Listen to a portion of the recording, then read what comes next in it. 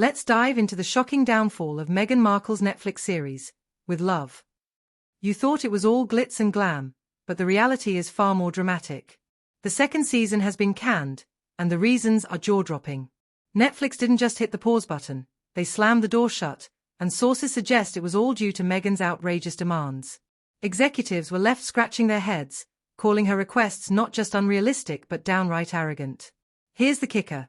We're talking about budget requests that would make even the most seasoned producer raise an eyebrow. Meghan wanted to triple the budget from the first season, and it wasn't for some high-concept storytelling or renowned directors. No, it was all about lavish set designs inspired by royal estates and flowers imported from Italy, every single episode. Can you believe that? And it gets even crazier. Meghan reportedly insisted that guest appearances be capped at over $300,000 each. She wasn't just looking for cameos. She wanted vintage French crystal to grace her kitchen scenes. One insider even hinted that she was turning the show into a royal spectacle, treating Netflix's resources as her personal playground. Talk about delusions of grandeur. When Netflix blinked at these demands, Meghan didn't just sulk, she threw down the gauntlet. She threatened to ditch Netflix altogether for platforms like Apple or Prime Video if they didn't comply. That ultimatum? It was the final nail in the coffin for With Love. The project was scrapped, and all promotional activities were yanked away faster than you could say cancelled. Let's rewind to the show's launch earlier this year. It kicked off with some hype, riding the wave of Meghan's celebrity status and a hefty marketing push. But here's the deal, viewership plummeted after just 2 episodes. Critics and audiences called it out for being superficial and overly scripted. It was like watching a desperate attempt by Meghan to cling to relevance in a world that had largely moved on. Behind the scenes, production staff were reportedly taken aback by Meghan's fixation on accolades. She believed her project was award-worthy, boasting that it would overshadow the likes of Martha Stewart and Gwyneth Paltrow.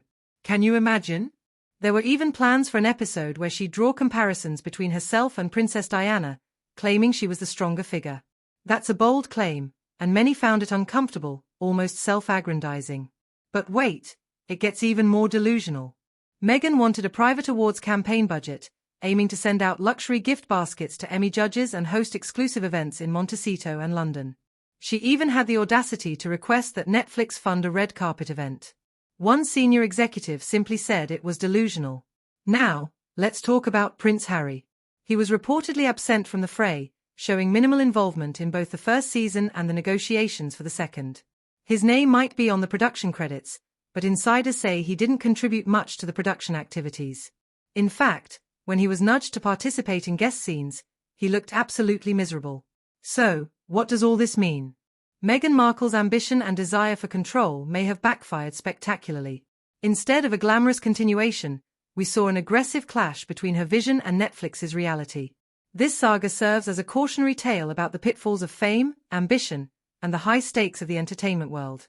Stay tuned, folks, because this story is far from over. What will Meghan do next? Will she find another platform to showcase her dreams of grandeur, or has the world finally moved on? Only time will tell, but one thing's for sure, the entertainment industry is watching, and they've got their popcorn ready for the next twist in this real-life drama.